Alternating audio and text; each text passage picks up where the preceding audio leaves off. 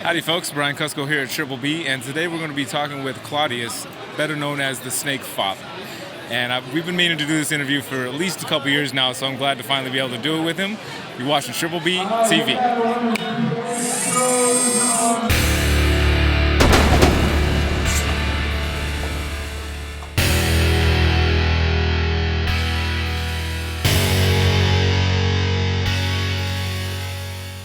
Claudius. Well, hello, Brian. Claudius, am I saying that right? Yeah, Claudius, that's correct. You know, Claudius. Like the Roman emperor. Claudius Maximus. Indeed. 'Tis I.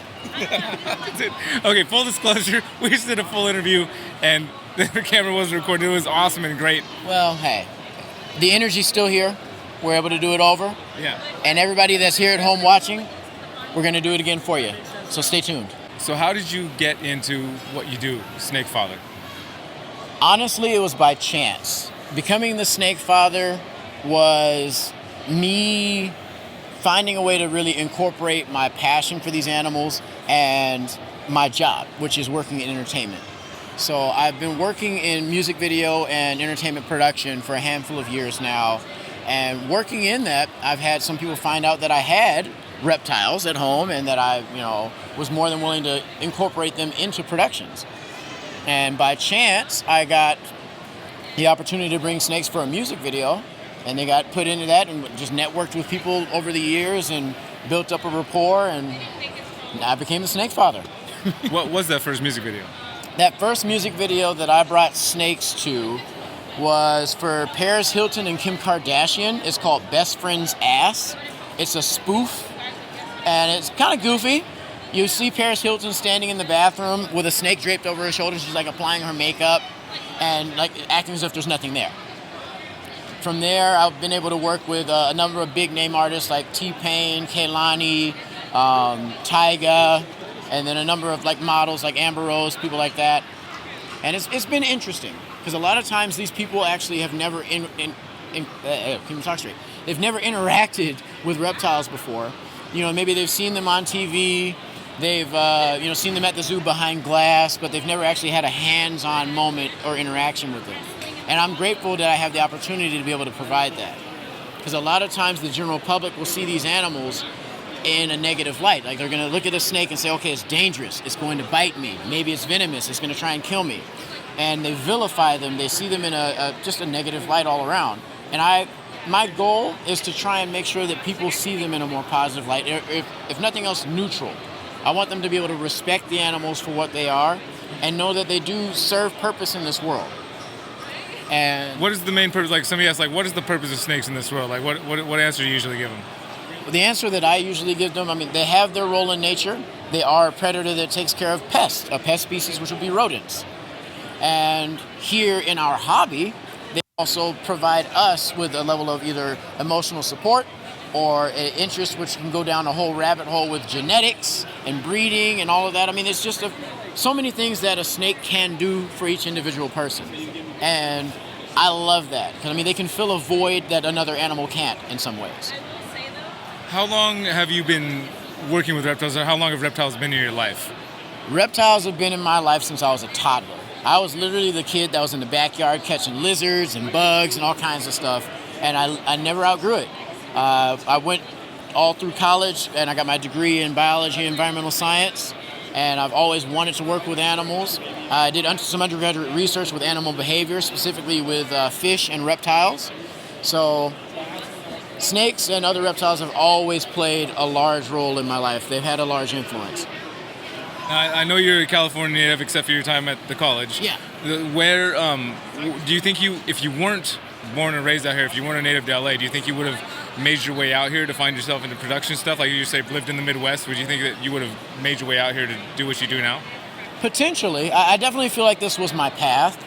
I've always been drawn to entertainment, and I've always been drawn to education as well.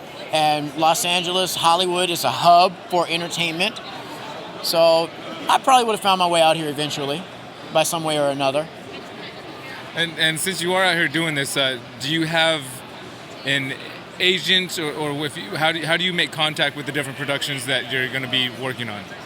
Well, working in entertainment production already, even without the animals, I've built up a network of people with production houses, with art department, with like all kinds of different departments in production. So I've built up a rapport with a lot of these people to where they know who I am, they know what I can offer.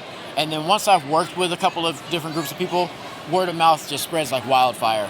So it's great to have a good network of people within production. How is it being like the snake guy? Like most people have a fear of snakes.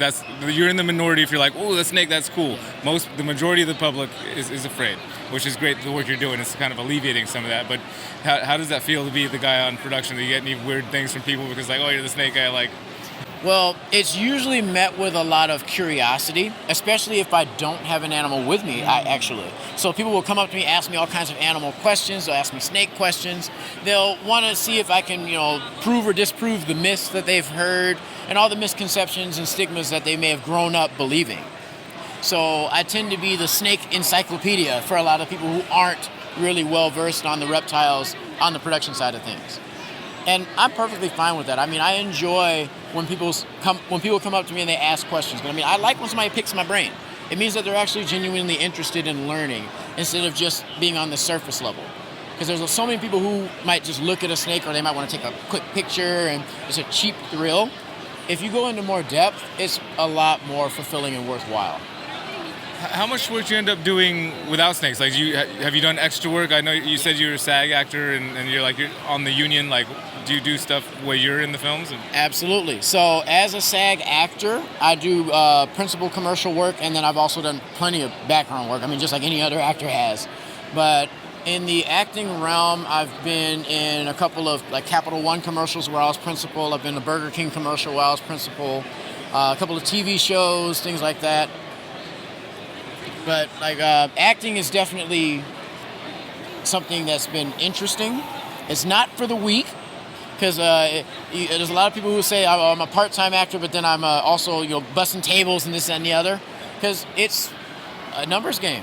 You have to submit, you have to audition, you have to be cast. There's a whole process with that where you get callbacks, and then even after you get past the callback, you might just be on hold or on avail and may still not book the gig.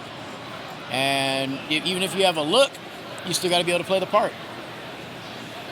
Yeah, I can't imagine that it's an easy thing to undertake. I mean, it's rare to make it in the world. That's like a huge, big, heavy front door, I imagine. Right. Because not everybody's Denzel Washington. Denzel Washington. That's actually happens to be my favorite actor of all time. Really? Yeah. Oh, he lives in LA too. Like he's actually down the street from my parents' house. Oh, that's awesome. Yeah, it was the tie between him and Tom Hanks for a long time, but Denzel Washington is my all-time favorite actor ever in anything. See, I'm actually going to have to show you a picture. I haven't been able to post it yet because we're still under NDA, but I have a picture with Tom Hanks who did a music video. It's his first music video he's ever been cameoed in his entire life. And I'm grateful to have been able to work on that with him. That's pretty cool, man. So I'll have to show you that. I'll have to show you that photo after we wrap. Oh, sorry. Say it one time. I'll have to show you that photo after we wrap. Yeah, cool, man. That's awesome, man. That's cool. That stuff types. So I'm not that I'm gonna come try and step on your toes, but like, do you think there's space for like other folks? Are you the one snake guy? Like, you're the snake father. They don't need another one in Hollywood. Like, they got it all covered. What do you think about that? I definitely think there's enough room for everyone. It's a niche market, but we all have our particular interests and our particular focus. So I myself love reticulated pythons. Anytime I can incorporate them in anything, I will. But I know that there are others who focus on boa constrictors, or others who focus on monitor lizards or geckos or anything like that. We all have our specific focus. And within the entertainment industry, they're always going to want something different, something new, something exciting. And as long as they know that it exists and they have access to it, it won't always be the stereotypical albino Burmese python that you see in every photo shoot or music video. We can incorporate a piebald retic or a super platinum or something that has a different genetic variation that attracts the eye that the general public has never even seen before. What are some of the ways that snakes have been used in productions that you've been in? So I've had some snakes used for product placement for some clothing, for apparel, for like one for Louis Vuitton actually for a purse and some shoes. I've done stuff where music videos where the artist has been handling the animals, or they're doing like atmosphere where they're crossing on the frame of the shoot. I've had them used for commercials. photo shoots, all kinds of things. So anytime that people want to add an exotic touch to their shoot, I try to make sure that I can offer them a snake that'll fit. Have you ever had things where they wanted you to bring up to a production where you're like, I don't think the animals should be portrayed like that, or that you have negative things that people want to do with the animals where you have to turn them down? Definitely. I mean, not all money is good money. And I want these animals seen in a positive light. I'm not going to allow someone to vilify my animals, or any animal for that matter. So I want people to see snakes in a more positive light. If you're seeing this snake and saying, okay, well, we want it to portray this evil, angry, vicious animal, that's not going to happen with my snake. Like that's out. I want to make sure that they're seen in a positive light. Like we can see them as the really interactive and curious creatures that they can be.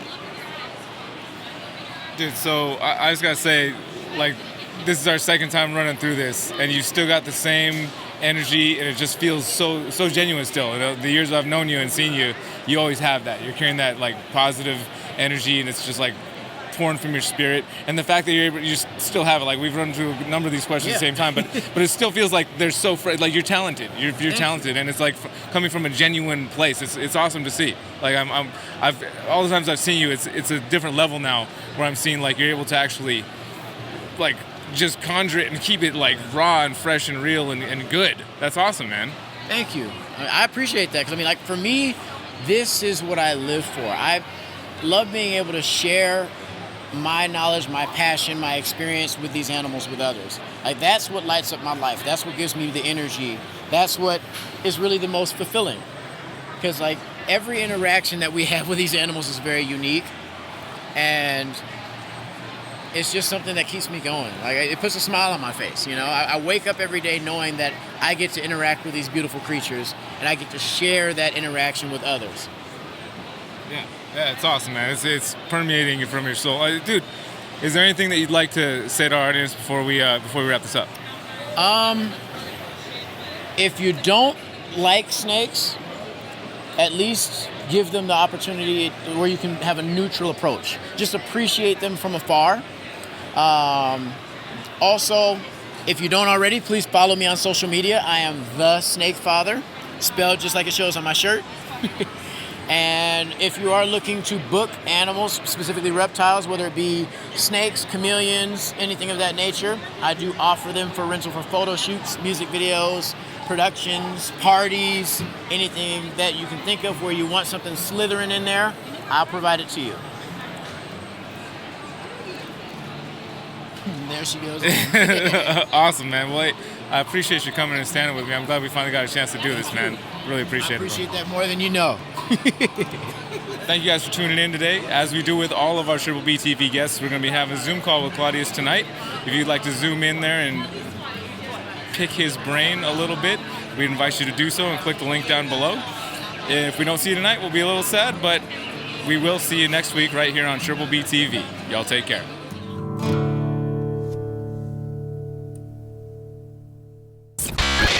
Technical difficulties. Yeah, technical difficulties. We starting over? We're starting over. Okay. Are you okay with that? Yeah. Huh? I said, oh my God, is that the snake father? Oh my God, is that primal creatures and meso creatures? Oh my, is that Bella? The Bella Gaia? And wait, Hyde? Research? I've never seen her face before. All right, let's try it again.